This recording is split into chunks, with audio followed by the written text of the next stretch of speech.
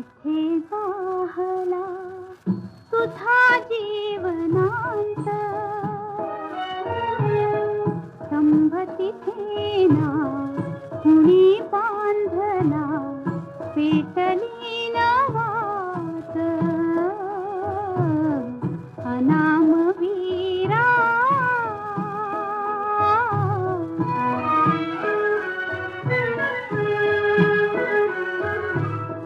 धग धगता समराच्या ज्वाला या देशाकाशी,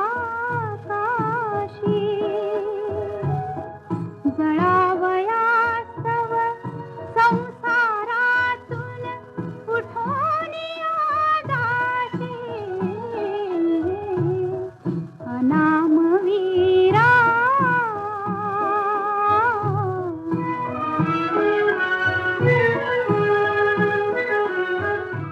मैत्रिणींनो नमस्कार. वेगळी वाट या मालिकेमध्ये आपणा सगळ्यांचं खूप खूप स्वागत. मैत्रिणींनो, आजची स्त्री ही कुठल्याही आघाडीवर मागं राहिली नाही. असं एकही क्षेत्र नाही जिथं तिनं पाऊल रोवलं नाही. आजच्या स्त्रीमध्ये अपार शक्ती आणि क्षमता आहेत. व्यावहारिक जगात सगळ्या क्षेत्रात त्यांनी आपली कीर्ती स्थापन केली आहे. आपलं अद्भुत साहस, अथक परिश्रम तसंच दूरदर्शी बुद्धिमत्तेच्या जोरावर विश्वपटलावर स्वतःची अशी एक ओळख बनवण्यात ती यशस्वीही झाली आहे. मानसिक संवेदना, करुणा, वात्सल्य अशा भावनांनी परिपूर्ण असलेल्या अनेक स्त्रियांनी हे जग निर्माण करण्यात आपलं मोलाचं योगदान दिलंय. अशाच या आगळ्यावेगळ्या क्षेत्रात आपलं व्यक्तित्व तसंच कर्तृत्वाला झळाळी देणाऱ्या कर्तृत्ववान महिलांची ओळख आम्ही आपल्याला करून देत असतो आमच्या वेगळी वाट या मालिकेतून. चला तर मग आज आम्ही आकाशवाणी नागपूरच्या स्टुडिओमध्ये आमंत्रित केलंय मेजर शिल्पा खरपकर यांना. मेजर शिल्पा या जिल्हा सैनिक कल्याण अधिकारी या पदावर सध्या कार्यरत आहेत. चला तर मग त्यांच्याकडूनच जाणून घेऊयात त्यांच्या या करिअरच्या वाटचालीबद्दल.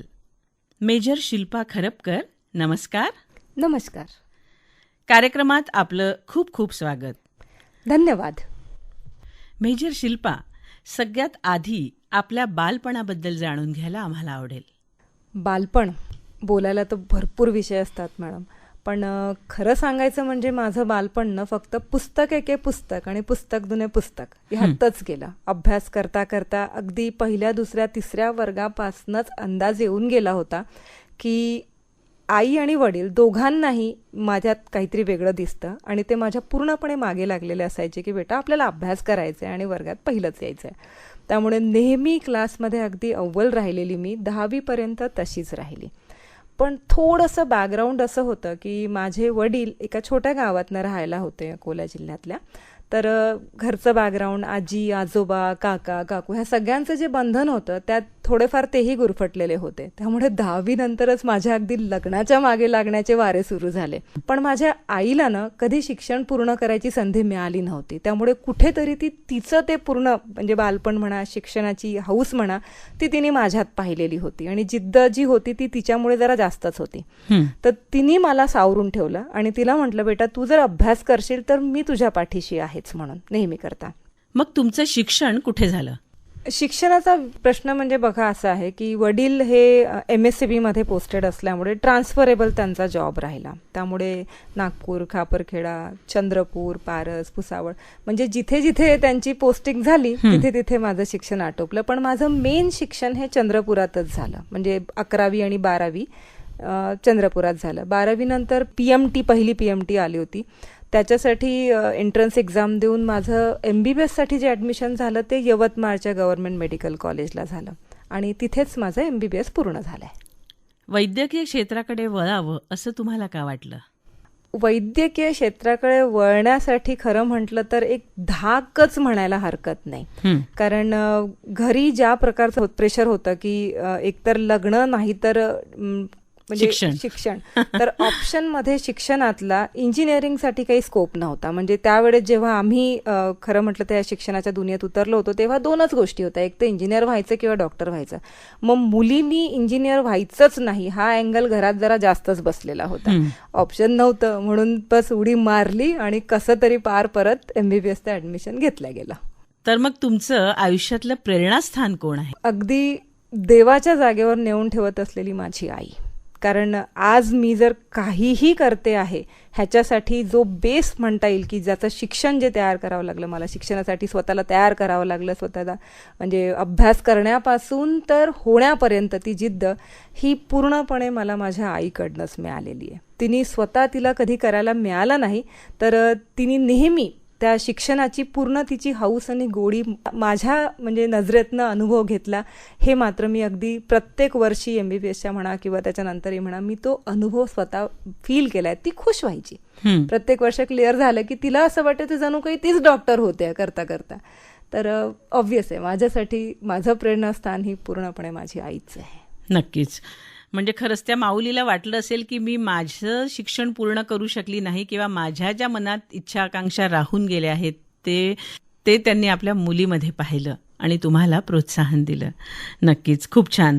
तर मग MBBS पूर्ण झाल्यानंतर या डिफेन्सच्या करिअरकडे वळावं असं तुम्हाला कधी वाटलं? म्हणजे माझ्या प्रयत्नामध्ये मी एका छोट्या PSCला गव्हर्नमेंट जॉब घेतलेला होता आणि त्याच दौरान मला माझा जोडीदार म्हणजे जो आज माझा आयुष्याचा पार्टनर आहे कर्नल संदीप म्हणून, तर तो मिळाला. आणि त्या टाइमला त्याचं बॅकग्राऊंड हे पूर्णपणे डिफेन्स होतं. त्याचे वडील एअरफोर्सला होते. तर त्याची जी कल होती बोलण्याची किंवा परीक्षा देण्याची किंवा देशसेवा करण्याची हा अँगल त्याच्यात इतका जास्त होता बोलण्यातनं की हळूहळू आपल्याला जर एखादा व्यक्ती आवडतच असला तर हळूहळू त्याच्या आकांक्षा त्याचे स्वप्नही आपल्याला आपलेच वाटायला लागतात ना. मग त्यांनी जेव्हा म्हटलं की मी जातोय, मी फॉर्म भरणार आहे, मी तुझाही भरतो, खूप जास्त असा विचार केला नाही. आईला फक्त एकदा विचारलं. आई म्हणे बेटा भरून बघ, सगळ्यांचंच काही खरं राहत नाही पण तू ट्राय कर. तर फॉर्म भरला आणि बस एक्झाम देऊन आलो. मेडिकल झालं. 3 महिन्याच्या आतच माहीत पडलं की आपण सिलेक्टही झालो. हे सगळं होत असताना ना घरी ऑब्व्हियस होतं म्हणजे वडिलांना खूप जास्त त्याबाबत माहीत नव्हतं. पण त्यावेळीनं माझे दोन्ही भाऊ जे माझ्यापेक्षा भले 1-1.5 वर्षांनीच लहान आहेत पण त्यांचा खूप मोठा सपोर्ट होता. म्हणजे त्यांनी बाबांना मनवण्यासाठी आईलाही तयार करायसाठी की आपण ताईला इतक्या दूर पाठवायचं केली. खरंच मदत केली आणि म्हणजे माझी ती म्हणतात ना पुढची वाट सुरू झाली डिफेन्सच्या दुनियेची. म्हणजे सैनिकी क्षेत्रातला तुमचा प्रवेश हा तुमच्या मिस्टरांमुळे झाला. हो. मग हा तुमचा प्रेमविवाह आहे की अरेंज मॅरेज? खरं सांगायचं म्हणजे अरेंज करून घेतला, प्रेम करून. अच्छा.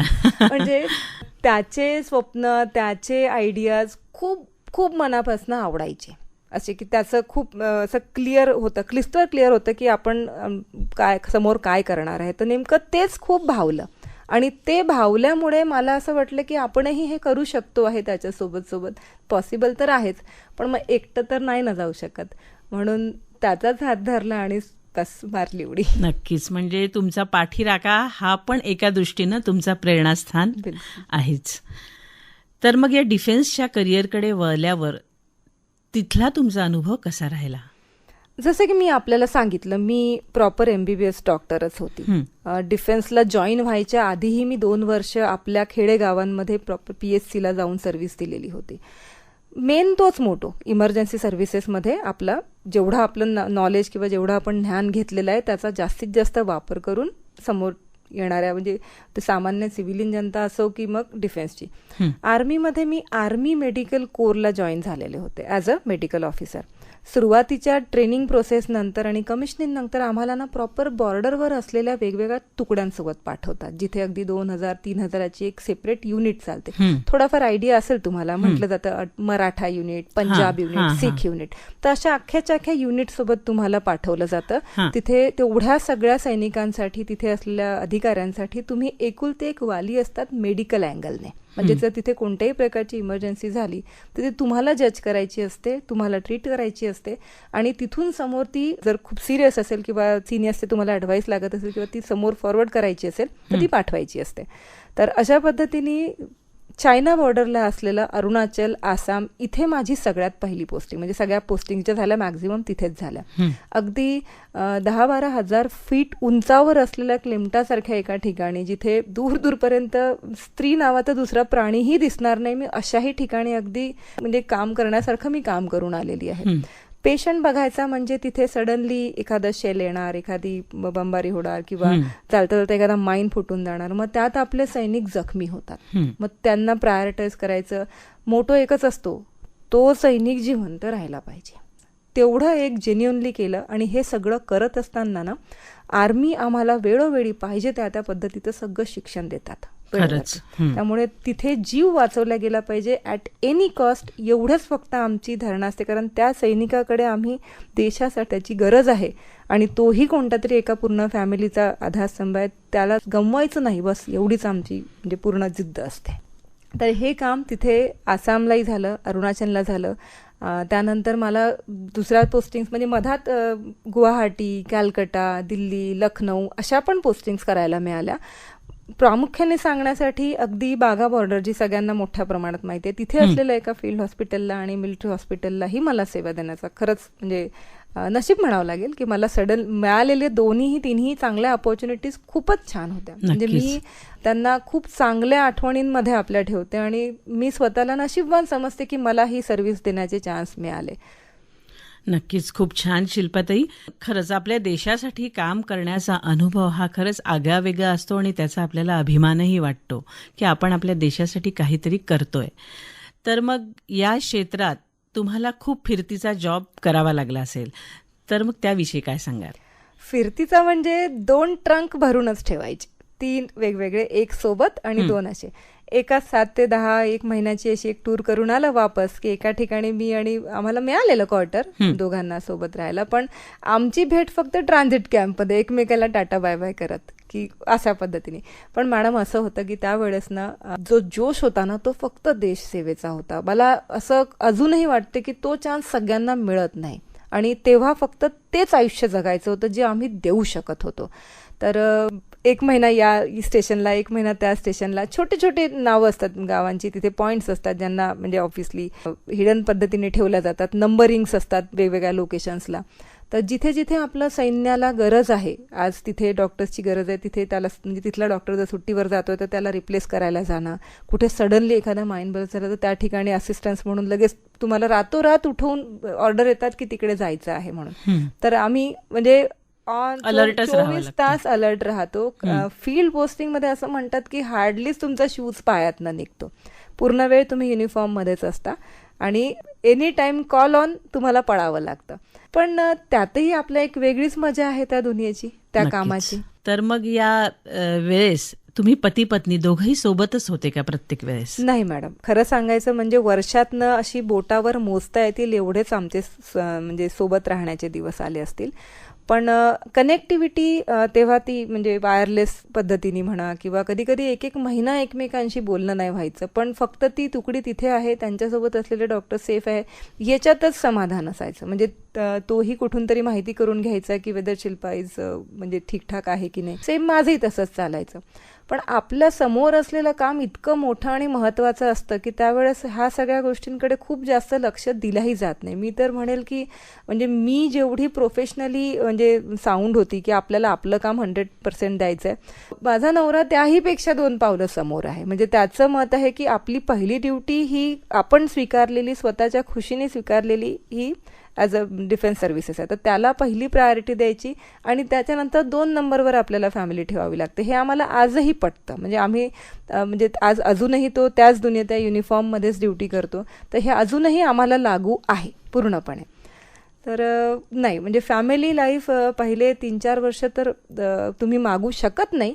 पण मला असं वाटतं की जेव्हा आम्ही स्वतःहून त्या म्हणजे प्रोफेशनला निवडलं होतं तर आम्हाला त्याची कंप्लेंट पण नाही, काहीच नाही. आम्ही जेवढं करू शकलो ते आम्हाला कमीच वाटतं आजच्याही डेटमध्ये, की अजूनही काही करता आलं असतं तर बरं झालं असतं.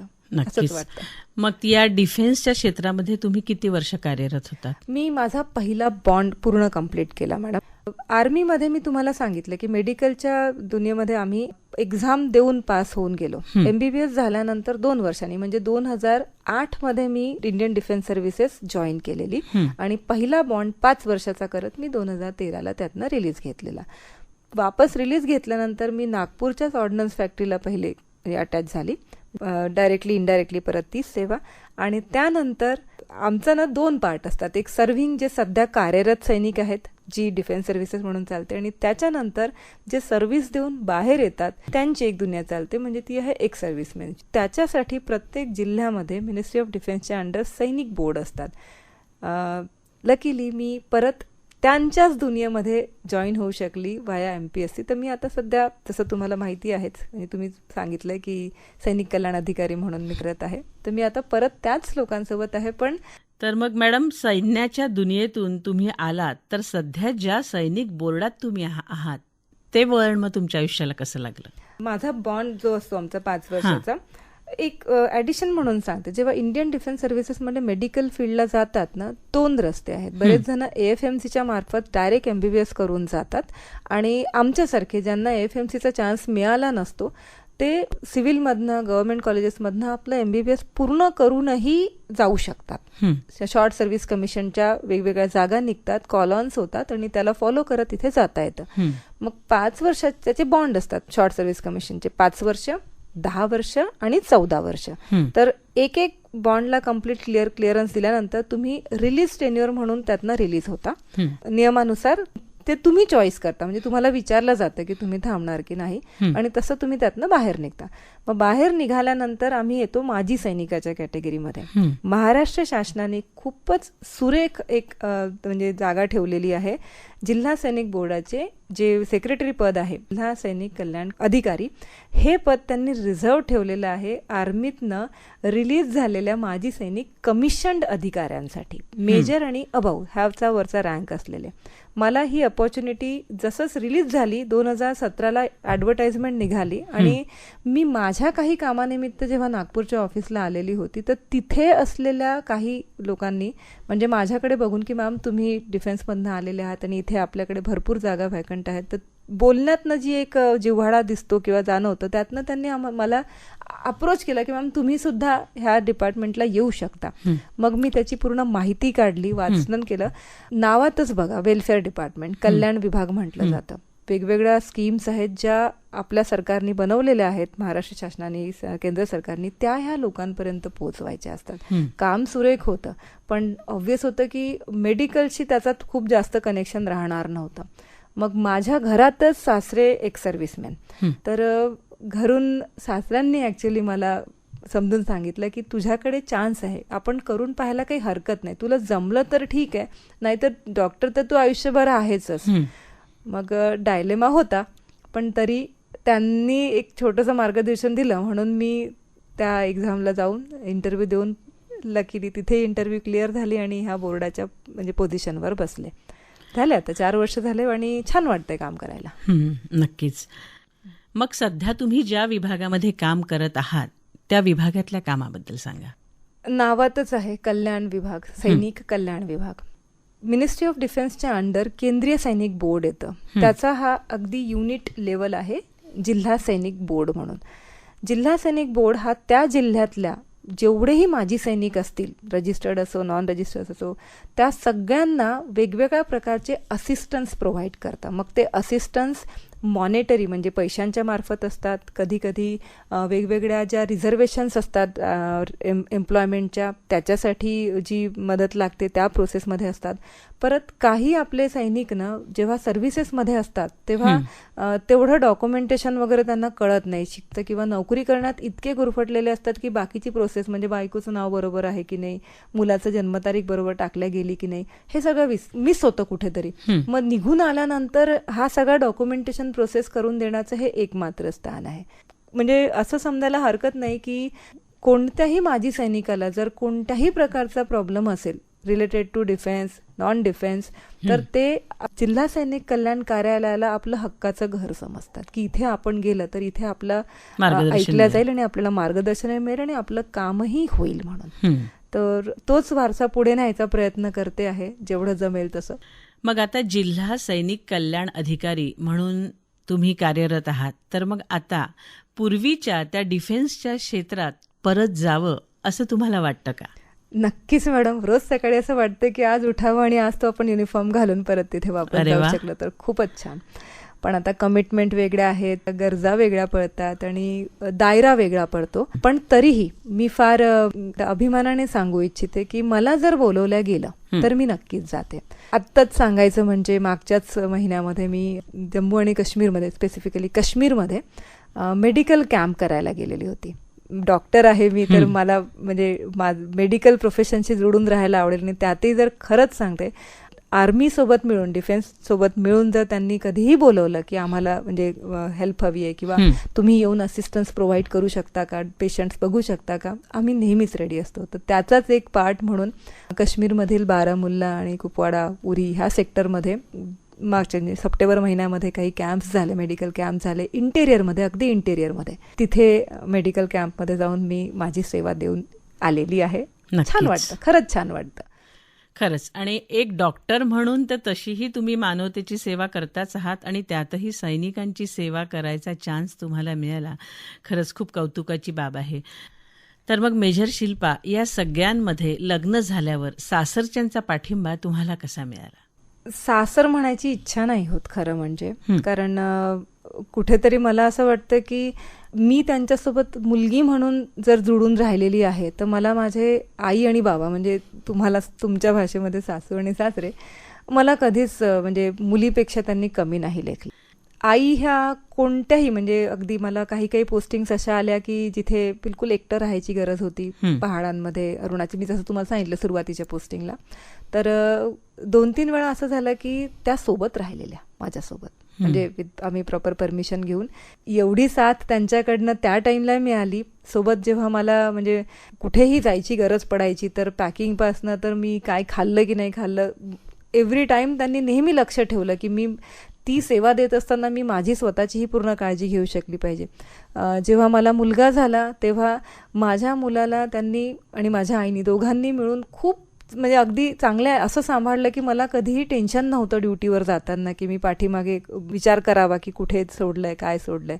आजही तो पाठिंबा तसाच आहे. म्हणजे मी जर बाहेर जाऊन कुठेही काम करू शकते, दिवसातले 6 घंटे असो, 8 घंटे असो किंवा 12 घंटे असो, मला बॅक ऑफ द माइंड मला माहिती आहे की ते आहेत घरी सांभाळायला. आता ह्या सगळ्यांसाठी खरं म्हटलं तर स्पेशल थँक्स ऑब्व्हियसली माझ्या जोडीदाराला जमतो, संदीप, ज्यांनी सुरुवातीपासूनच माझ्यामध्ये एक वेगळाच बहुतेक कनेक्टिव्हिटी पाहिली असावी आणि म्हणूनच तो माझ्याही मागे लागला की मी त्याच्यासोबत डिफेन्सला ट्राय करायला पाहिजे.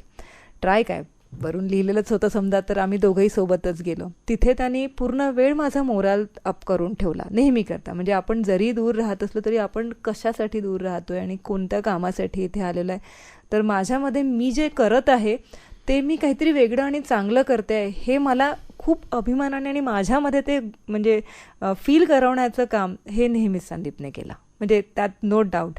कधीच खचू दिलं नाही कोणत्याच त्याच्यात. म्हणजे आता तुम्हाला जसं मी सांगितलं की बरेच वर्षापर्यंत थोडासा बाबांचा जरा माझ्यासाठी एक निगेटिव्हिटी राहिली, कारण त्यांना हवं तसं मी सोजवळ सिम्पल टाईपची मुलगी बनून राहिली नाही. म्हणजे 10वी झाल्यावर लग्न होऊन आपला संसार सांभाळणारी, तर कुठेतरी तो एक खंत राहिला नेहमी करता. अगदी 2021 पर्यंत बाबा तेवढे माझ्याशी जोडू शकले नाही. पण आता मात्र मे बी बाहेरून कुठून इकडनं तिकडनं माहीत पडत असावं कसं काम करते, काय करते. सगळ्यात महत्त्वाचं म्हणजे मला माझ्या सासरच्यांनी कधीच ना माझं आडनाव नाही बदलू दिलं, अगदी सुरुवातीपासूनच. म्हणजे त्यांनी जेव्हाच प्रोसेस आली की आपण हे चेंज करू शकतो, मला अजूनही माझ्या सासऱ्यांचे ते वाक्य फार स्पष्टपणे आठवतात की तुला जन्म देणाऱ्या आईबाबांना म्हणे शेवटपर्यंत तुझ्यावर गर्व राहायला हवा. आमची तर तू पोरगी आहेच आम्हाला नो डाऊट, पण आता तू त्यांच्यासोबत राहत नाहीस तर ॲटलिस्ट त्यांचं ते नाव जर तू कुठेही समोर घेऊन जाऊ शकली तर शेवटपर्यंत ते गर्वाने सांगतील की ती आमची मुलगी आहे म्हणून. नाव नको बदलव म्हणे, बाकी तू तर आमचीच आहेस. सो हा सपोर्ट सासरच्यांकडनं मला मिळाला. मी 2-4 वाक्यात जेवढं काही बोलू शकली फार कमी बोलू शकली. म्हणजे हे मी शब्दात नाही मांडू शकत त्यांचा सपोर्ट. खरंच म्हणजे एका मुलीला इतका छान पाठिंबा सासू सासऱ्यांकडून मिळणं आणि प्रत्येक गोष्टीत पुढे जाण्यात त्यांचा पाठिंबा असणं हे एका स्त्रीसाठी खूप महत्त्वाचं आहे. आणि प्रत्येक स्त्रीला पुढे जाण्यात तिच्या जोडीदाराची जर साथ असेल तर जग तिला अडवू शकत नाही, हेही तेवढंच खरं आहे. तर खूप छान, म्हणजे तुमच्या एकूणच घरच्यांचा पाठिंबा तुम्हाला खूप छान मिळाला. तर मेजर शिल्पा, शेवटी जाता जाता आमच्या भगिनींना आणि या क्षेत्रामध्ये येऊ इच्छिणाऱ्या मुलींना तुम्ही काय मार्गदर्शन कराल? मार्गदर्शन करायसाठी खरं म्हटलं तर माझं जे आतापर्यंतचं मागच्या 15 वर्षातलं आयुष्य असेल त्यातल्या प्रत्येक वळणावरती येणाऱ्या प्रत्येक वाक्याला मी बोलून दाखवू शकते. तुम्ही जिद्द जर केली ना, कोणत्याही मुलीनी थोडीशी जिद्द, म्हणजे स्वतःवर विश्वास ठेवत, तर ती काहीही करू शकते, ती जग जिंकू शकते. अपोजिशन तर प्रत्येक वळणावर येणार आहेत, पण मी करत असलेलं हे बरोबर आहे आणि त्यातून मी कुणाचं तरी भलं होऊ देऊ शकत आहे, हे जर त्या प्रूव्ह करू शकला तर मला नाही वाटत की तिला कोणी थांबवू शकतं. आजच्या डेटमध्ये मुलींना सगळे काही ऑप्शन्स ओपन आहेत, सगळेच. पण जिथे मी होती, म्हणजे होती किंवा आहे, हा जो डिफेन्सचा दुनिया आहे, इथे मुलींना जायची भरपूर इच्छा असते. मी जिथेही बोलते तिथे सगळ्यांना, सगळ्या आईवडिलांना, काका, दादा, मामा, मी सगळ्यांना एकच रिक्वेस्ट करते की तुमच्या घरात जर तुमची मुलगी असेल, पुतणी असेल, भाची असेल, जिच्यामध्ये थोडा जरी स्पार्क तुम्हाला असं जाणवतंय की तिला काहीतरी वेगळं करायचं आणि देशासाठी करायचं आहे, तर मग ते BSc तिने इंजिनिअरिंग केलेलं असावं, मायक्रो केलेलं असावं, टेक्नॉलॉजीजमध्ये असेल, व्हॉटेवर तिने जेही काही ग्रॅज्युएशन केलेलं असेल त्याचा कुठे ना कुठे फायदा घेत ती देशाची सेवा नक्कीच करू शकते. तर तिला पाठिंबा द्या, तिच्या त्या स्वप्नाला दाबायचा प्रयत्न करू नका, कारण ती तुमच्याकडनंच अपेक्षा करणार आहे, म्हणजे आपल्या आईवडिलांकडनं किंवा घरच्या लोकांकडनं, की त्यांनी तिला सपोर्ट करावा. कारण बाहेरची दुनिया तर तसंही मुलींना खाली ओढण्यामध्येच लागलेली असते. म्हणून आईवडील म्हणून आपल्या मुलींना नक्की सपोर्ट करा बाहेर काढण्यासाठी. आणि रस्ते ओपन असतात, फक्त शोधावे लागतात. आणि शोधण्यासाठी जर एका हाताच्या सोबत 4 हात अजून जोडले तर ह्या मुली भरपूर समोर जाऊ शकतात. नक्कीच. आणि म्हणतातच ना, शोधलं की सापडतं. अगदी बरोबर. मैत्रिणींनो, असं एक क्षेत्र आहे जिथं महिला या सक्षमीकरणाच्या वाटेवर आहेत आणि आपल्या कर्तृत्वाची मजबूत बाजू दाखवत आहेत. ते क्षेत्र म्हणजे आपल्या देशाची सुरक्षा. आणि या क्षेत्रात जाऊन प्रत्यक्ष काम करून येणाऱ्या मेजर शिल्पा या आज आपल्यासोबत होत्या. तर मेजर शिल्पा, आज तुम्ही इथं आलात आणि इतकं छान तुमच्या सैनिकी क्षेत्राबद्दल आमच्या भगिनींना मार्गदर्शन केलं, तुमचे अनुभव आमच्याशी शेअर केले. एकूणच तुमच्या या वाटचालीचं आम्हाला खूप कौतुक आहे. तुमच्या भविष्यातील सगळ्या योजनांना आमच्याकडून खूप खूप शुभेच्छा. आणि आज तुम्ही इथं आलात त्याबद्दल आकाशवाणी नागपूरतर्फे मी आपली खूप खूप आभारी आहे. धन्यवाद. नमस्कार. धन्यवाद. नमस्कार.